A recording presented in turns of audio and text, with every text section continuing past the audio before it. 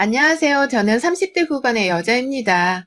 먼저 제 소개를 해드리자면 저는 20대 후반에 첫 번째 결혼을 하고서 지금 5살인 딸아이를 낳았고요. 1년 전인 지금의 남편을 만나 재혼을 해서는 뒤늦게 또다시 신혼을 즐기며 잘 살아가고 있는 나름의 새댁이랍니다. 제게는 두 번째 새댁살이겠네요. 첫 번째 결혼이 남편과의 성격 차이로 이혼을 했었던 만큼 두 번째 결혼은 부디 아무 일 없이 해로하면서 남편이랑 오래 잘 살 수 있기를 바랬습니다. 부부 사이에 일어날 수 있는 갈등이나 문제를 무조건 이해하고 들어주는 식으로 갈등을 피해서 살자며 스스로 다짐을 했었죠. 남편과 잘 지내보고 싶은 마음이 크다는 걸 직접 보여주기도 하고 얘기를 들려줘 보면서 서로 잦은 대화를 나누며 살자고도 약속을 했고요.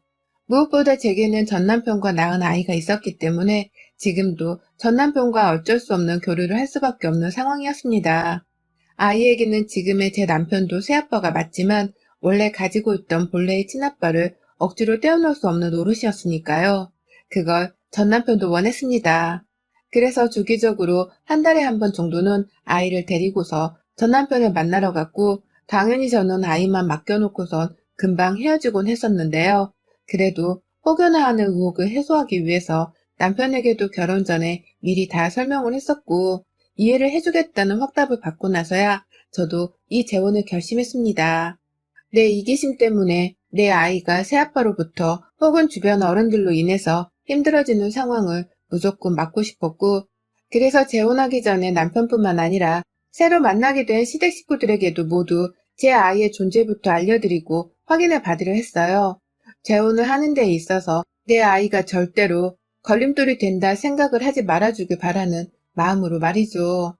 시부모님도 그리 저를 좋아라 하진 않으셨지만 얘가 무슨 죄겠냐면서 제가 데려올 아이의 존재에 대해서 막 거부감을 비추지는 않으셨습니다.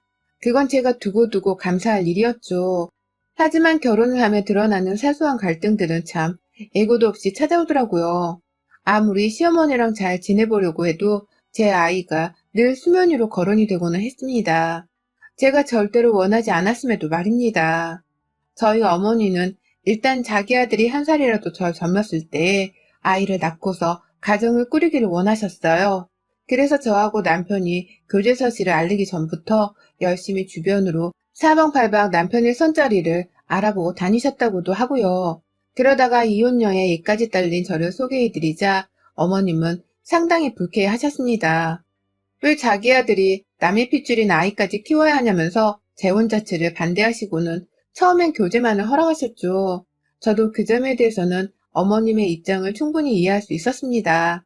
그러다 남편이 무슨 설득을 어떻게 한 건지 어머님이 살짝 저를 향한 경계를 풀기 시작하셨고 어느 순간부터는 제 아이의 안부를 먼저 물어봐 주시면서 제 아이의 존재를 인정해 주셨어요. 이때 아이가 무슨 죄냐는 말씀도 하신 것이었고요. 사실 저희 남편도 저하고 재혼을 한 것이었거든요. 원래 결혼했었는데 저처럼 성격 차이로 본초와 이혼을 하고서는 3년 정도 혼자 살다가 저하고 교제를 하게 되면서 재혼 결심을 한 케이스였습니다. 저희 둘 다 따지고 보면 이혼을 한 남녀였고 저 혼자서만 아이를 낳아 키우고 있던 엄마이기도 했던 것이었죠. 이혼을 한 것이 흠이라면 저를 싫어하실 때만 해도 살짝 시어머니가 내로남불을 보이고 계신 게 아닌가 싶어 섭섭했습니다. 자기 아들도 이혼을 한 케이스인데 저한테만 여자라는 이유로 흠이라고 잔소리를 하고 싫어하는 것이 좀 억울했었죠. 그러다가 제 아이를 언급하면서 남의 집 핏줄이라고 하시면 거기에는 아무런 반박을 할 수가 없어서 속으로 많이 괴로워하며 꾹 참았습니다.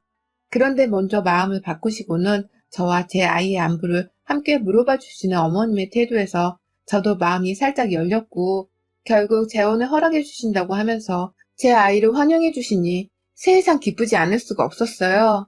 그래서 결혼을 하고 난 후에는 정말 시부모님께 그리고 남편의 형제들한테 잘해드리면서 제 재혼을 허락해 주신 것에 대해서 평생 은혜를 갚으며 살겠다고 결심을 했습니다. 그중 하나가 바로 재혼한 남편과 잘 지내는 것이기도 했고요. 거기에 더불어 저도 먼저 나서서는 시부모님을 살뜰히 챙기고 살며 애쁨 받는 며느리가 되고자 했죠. 그렇게 산 지 지금이 딱 1년이 좀 넘었습니다. 결혼을 하고서는 저희 부부가 계속해서 서울에 지내고 있었고 시부모님의 댁은 경기도였기 때문에 거리가 마냥 가까운 편은 결코 아니었어요. 그래서 시부모님이 차를 끌고 저희 집에 오시거나 저희 부부가 직접 주말에 차를 몰고서는 시댁에 가야지 서로가 편하게 얼굴을 볼 수 있었는데요. 이게 참 결혼하고 얼마 지나지 않아 문제가 되더라고요. 거리상으로도 서로 먼데도 불구하고 새가족이 되었으니 얼굴을 자주 보고 말을 섞으며 익숙해져야 한다는 어머님의 말씀에 어쩔 수 없이 한 달에 2번씩은 꼭 주말을 맞아 시댁을 찾아가야 했습니다. 그것도 제 아이를 데리고서 말이죠. 새가족이 된 저와 제 아이하고 친하게 지내며 정을 붙이고 싶어하는 시어머니의 뜻을 잘 알았기 때문에 처음에 저희 가족을 집으로 부르려고 하실 때 기쁜 마음으로 가겠다고 대답을 했었습니다. 가는 길에 혹여나 어머님이 좋아하실까 싶어서 혼자 베이킹을 만들어 싸가기도 했고, 제가 화장품 회사를 다니는지라 괜찮은 샘플들이 좀 많이 들어오는 편인데요. 그 샘플들을 모아놨다가 저는 하나도 안 쓰고 시어머니를 드리거나 형님께 선물이라고 전해드리면서 제 딴에는 환심을 사고 예쁨을 받아보려고 노력을 했어요. 딸아이가 할머니 집에 가서 좀 많이 어색해 하기도 했음에도 불구하고 제 아이를 제대로 살펴보지 못한 채 그저 시댁 식구들 앞에서 예쁨을 받아보겠다며 시어머니가 부르시면 쪼르륵 달려가 부엌에서 왼종일 시간을 보내고 딸아이는 내버려 두기만 했습니다. 따지고 보면 남밖에 없는 그 집안에서 제 아이가 얼마나 외로웠을지에 대해 전혀 생각을 해보지 못한 채 저는 혼자서 시어머니 뒷공무니만 쫓아다니면서 예쁨 받으려고 발악을 했었던 것이죠. 그리고 이러한 행동들의 부작용이 슬슬 제 딸아이를 통해서 나타나게 되더라고요.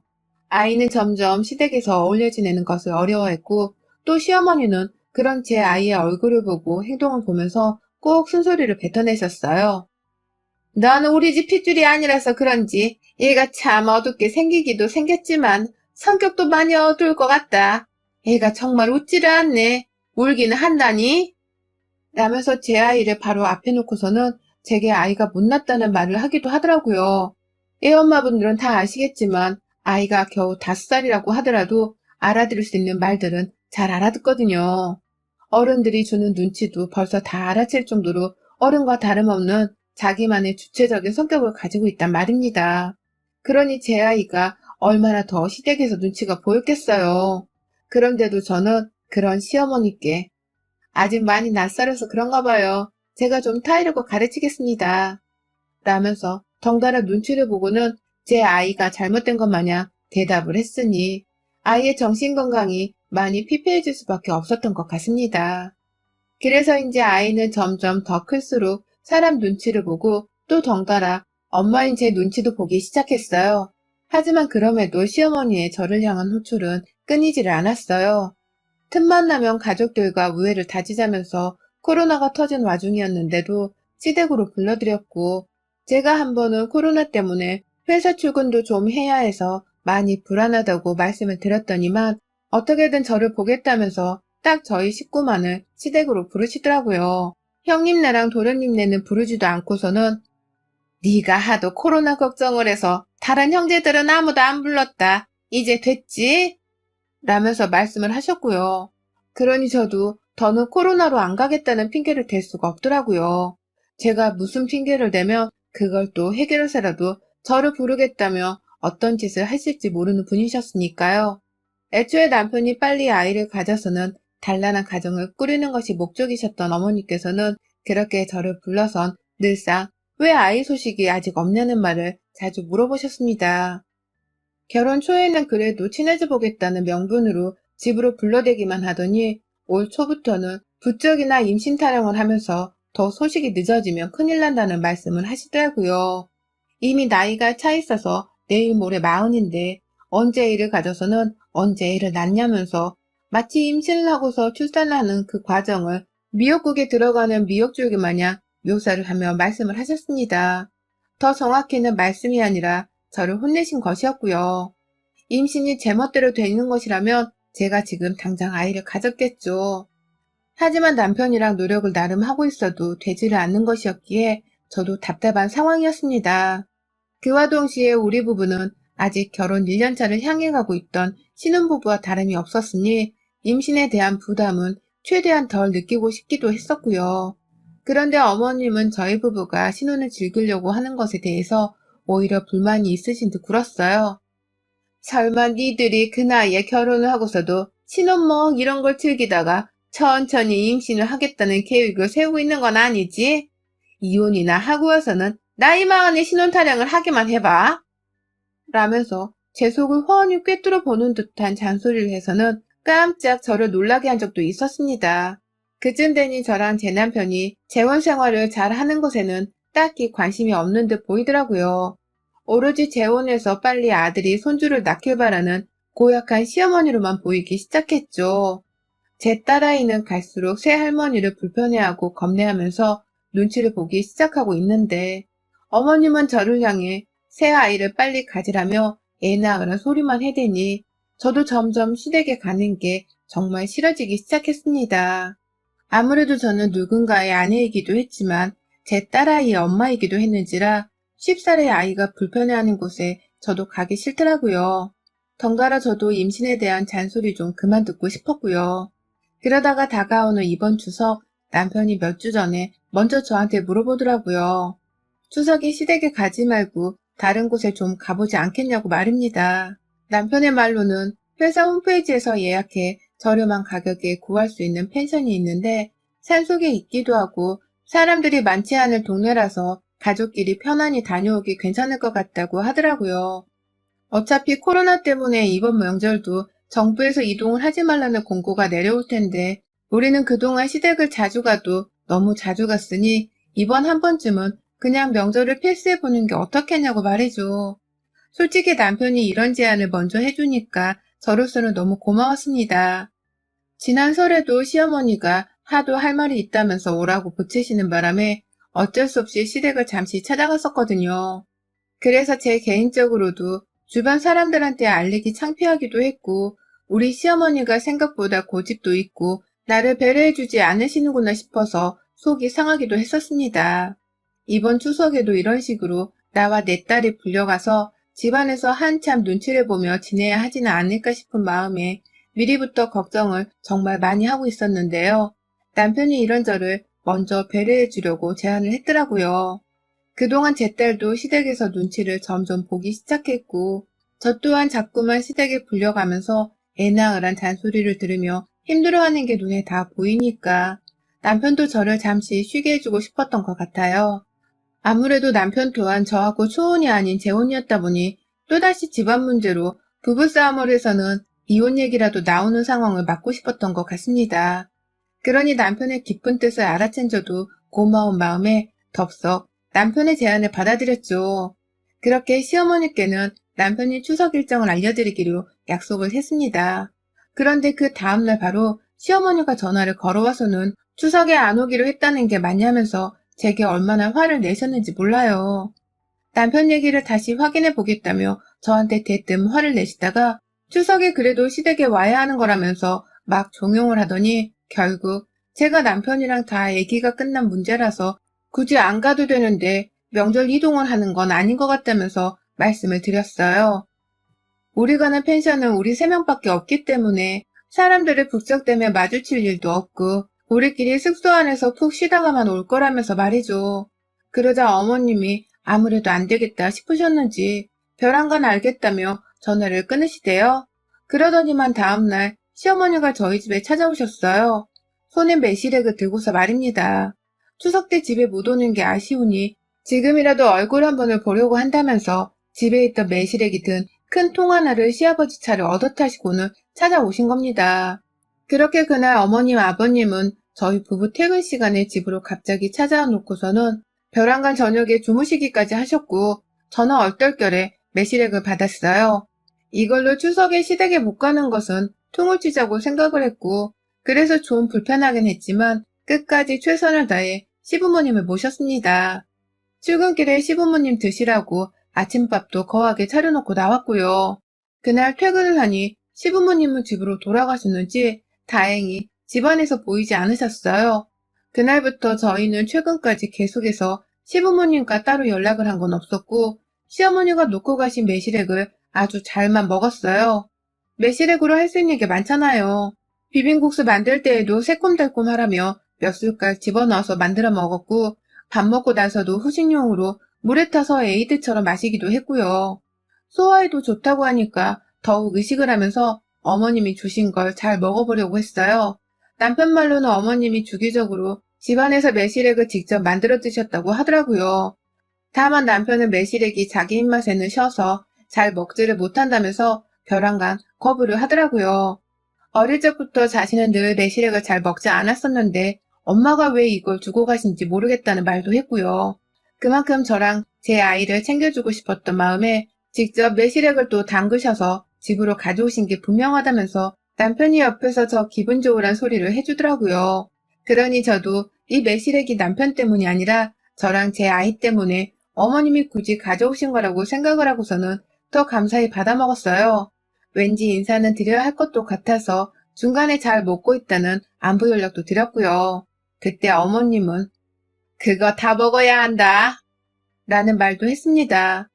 그런데 매실액을 먹을수록 뭔가 이상했어요. 저는 어른이라 그런지 속이 부대끼고 울렁거리는 게 조금 늦게 나타나긴 했지만 제 어린 딸내미는 몇 번 배탈을 일으켰거든요. 애가 갑자기 배가 아프다고 하기도 하고 안 하던 설사를 하면서 배를 자주 움켜잡을 일이 있길래 왜 이러나 싶어서 냉장고를 탈탈 털어보기도 했고요. 내가 뭔가 유통기한 지난 걸 자꾸 쓰고 있나 싶어서 조미료들을 찬찬히 살펴보기도 했습니다. 그도 모자라서 생각을 하다 불현듯 매실액이 눈에 들어왔죠. 그러던 중 저도 슬슬 속이 부글거리면서 자주 설사를 일으켰고 이거 진짜 매실액이 문제인가 싶어서 그 후론 매실액을 끊어버렸어요. 혹시 몰라서 얘는 병원에 데려갔더니만 얘한테 변비약을 먹인 거냐고 하더라고요. 그렇지 않고서야 얘가 갑자기 이렇게 자꾸만 설사를 하면서 화장실에 들락거릴 이유가 없다고 말입니다. 뭘 자꾸 복용하길래 이러냐며 찬찬히 물어보길래 제가 단박에 매실액을 들먹였어요. 얼마 전부터 시어머니가 매실액을 주셨는데 나까지 설사를 자주 하기 시작했다고 하면서 뭔가 이상하다고 말이죠. 그러자 선생님께서도 그러시더라고요. 매실액을 먹기 시작했다고 해서 바로 설사를 하는 건 아니니까 안에 뭐가 들어갔는지 혹시 상하진 않았는지 제대로 확인을 하기 전에는 더 먹지를 말라고 말이죠. 그제서야 저도 부랴부랴 집에 가자마자 매실액을 버려버리려고 했고 그러다 문득 찝찝했어요. 이걸 설마 애초부터 상한 걸 우리한테 준 게 아닐까 싶었던 나머지 시어머니께 바로 물어보려다가 이게 참 물어보기도 찜찜하더라고요. 그냥 선의의 선물에서 매실액을 주신 걸 수도 있을 텐데 제가 괜히 오해부터 하면 정말로 미운 털이 박힐 게 뻔할 거라 생각을 한 것이었어요. 그래서 고민을 하던 중 제가 정말 하다하다 별짓을 다 하게 되었어요. 그 매실액을 가지고서 식품 성분 분석을 의뢰하게 된 것이었습니다. 식품과학연구원에 가서는 검사 수수료까지 친히 내고서 말입니다. 그리고서는 결과지를 받았네요. 매실액 안에 변비약이 들어가 있었다는 것을 말입니다. 그걸 실수로 넣었을 리는 없고 누가 고의적으로 변비약을 매실 안에 타서는 우리 모녀를 계속해서 화장실에 들락거리도록 만든 게 분명했습니다. 그러니 저도 더 지체하지 않고 그 검사 결과지를 당장 남편에게 사진 전송으로 했고 지금 시댁 뒤집으러 가는 길이라고 말을 했네요. 제게는 처음이 아닌 두 번째 결혼이어서 누구보다 결혼 생활을 잘해보고 싶은 마음이 굴뚝 같은 결혼이었어요. 그건 남편도 마찬가지였고요. 그런데 시어머니가 다른 짓도 아닌 변비약을 타먹여 내 아이의 건강까지 해치는 짓거리를 하셨다는 것은 결코 용서할 수 없는 일이었습니다. 이건 바로 고소를 해서라도 위자료를 받아낼 수 있을 정도의 위험천만한 짓과 다름이 없었어요. 남편도 그 심각성을 인지한 건지 바로 시댁으로 오겠다고 하고 그러니 저도 매실액을 부둥켜 안고서는 바로 시댁으로 갔습니다. 당연히 제 손에는 검사지까지 붙들려 있었고요. 집안에 들어가자마자 매실액 뚜껑을 열었다가 거실 바닥에 확 그냥 다 뿌려버렸어요. 끙끙 들고서 시댁 안으로 들어가자마자 이걸 왜 도로 가지고 왔니? 라고 물어보는 시어머니의 말이 너무 신경질이 났거든요. 거실 바닥에 놓아두자마자 병을 넘어뜨려 끈적이는 그 매실액을 다 거실 바닥으로 흘러내리게 만들었고 그와 동시에 흘러내리는 매실액을 피하며 혼을 내려 하시는 시어머니께 검사지를 들이밀었습니다. 어디서 변비약 안에나 들어있을 법한 성분들을 구해서는 매실액 안에 집어넣은 거냐면서 제 아이의 병원 검사 기록까지 들먹이며 사람 하나 골로 보내려 한 막장 심으라며 언성을 높였어요. 내 아이가 설사로 화장실을 들락거리다가 골로 갈 뻔한 걸 어머님이 아시냐고요. 어떻게 이제 겨우 초등학교도 안 들어간 애한테 변비약을 탄 메시렉을 먹으라고 줄 수가 있으세요? 제정신이세요? 어른이 미우면 어른이 죄지. 왜 애한테 꼬투리를 잡고 목 괴롭혀 안달이신 거냐고요. 라면서 화를 내다가 저도 감정이 순간 격해져 버려선 눈물이 글썽이더라고요. 이 사실을 전혀 몰랐던 건지 시아버지는 어떻게 된 거냐면서 시어머니를 번갈아 째려보시다가 저를 소파에 앉히며 진정시킨다고 막 달래셨고요. 여전히 제 손은 시어머니께 화가 난 그 심정으로 인해서 흥분을 해서는 덜덜 떨고 있었고 남편이 빨리 와줬으면 좋겠는데 도무지 오지를 않으니 마음이 불안해 또 죽겠더라고요. 그 와중에 시어머니는 자신은 모르는 일이라면서 얘가 혼자 변비약을 떨어뜨린 게 아니냐며 개소리를 짓거리는데 와 정말 안 되겠더라고요. 이제라도 알면 된 거다. 이제 매실액을 그만 먹으면 되는 거지. 뭘 이렇게까지 찾아와서 소란이냐? 너 또 이혼당할래? 라면서 저한테 상처가 되는 줄 뻔히 아는 말씀을 아무렇지 않게 해대는 어머님의 말에 저도 지지 않고 말씀드렸어요. 그럼 어머님도 이거 한번 잡숴보시고 이게 얼마나 속을 부글부글 아프게 하는지 직접 느껴보시던가요. 라는 말과 함께 바로 부엌으로 뛰어들어가서는 국자 하나를 끄집어 왔어요. 거실 바닥에 흘러내려 끈적이게 붙어버리고 있던 그 매실액을 국자로 긁어 겨우 퍼담아서는 바로 시어머니를 향해 달려들었어요. 먹어보시라니까요. 내 딸아이가 얼마나 고통스러워했을지 어머님도 직접 먹어보고 느껴보시라니까요. 라면서 그 얼굴에 대뜸 국자부터 들이밀다가 서로 오시며 팔에 끈적이는 매시대기 흘러내리고 둘러붙어선 난리도 아니었습니다. 저를 피하겠다며 시어머니도 집안에서 자꾸만 피해 도망치시고 이런저를 말리겠다며 시아버지도 저를 붙들어 늘어지셔서는 봐달라고 애원을 하셨어요.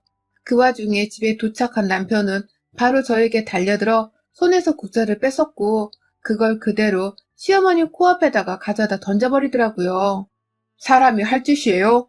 어디 할 게 없어서 먹을 것에 손을 대고 내가 정말 엄마 아들이라는 게 수치스러워서 여기 오는 내내 얼굴이 화끈거려 미칠 것 같았어요. 아내랑 얘 얼굴을 이제 어떻게 보고 사냐고요. 내 결혼을 2번이나 망칠 셈이에요? 라면서 얼마나 큰 목소리로 소리를 쳤는지 모릅니다. 얼마나 목소리가 우렁찼으면 제 속이 다 뻥 뚫릴 정도였다니까요.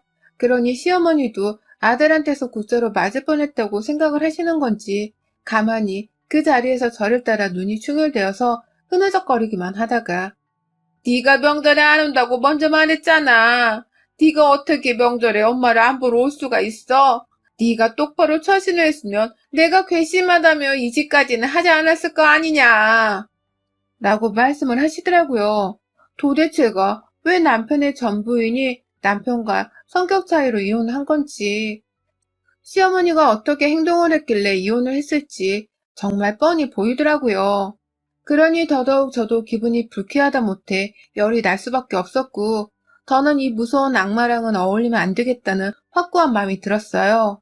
남편에게 혼자 알아서 인연을 끊던 아니면 나랑 2번째 이혼하고 이제라도 각자 살던 알아서 하라며 곧장 화장실로 직행을 했고요. 제 몸에 묻은 매실액을 다 씻어내고 난 후에야 화장실을 나오니 남편은 저를 따라 화장실 안으로 들어가 자기 몸 일부를 씻더니만 가자 라고 말하더라고요. 내가 왜 너랑 이혼을 해? 차라리 엄마랑 연을 끊고 말지 라는 소리를 하면서 말입니다. 그러니 시어머니는 야, 너!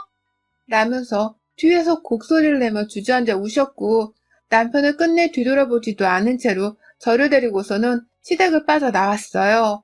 시아버지도 얼른 가라면서 저희 부부가 무사히 집을 빠져나가는 것을 도와주셨고 그렇게 저희 부부는 천만다행게도 2번째 이혼하는 걸 피할 수 있었습니다. 저희 부부는 현재 예정대로 펜션으로 셋만의 추석여행을 떠날 계획이고요. 절대로 시댁은 시어머니를 봐서라도 명절에 찾아가지 않을 생각을 하고 있어요.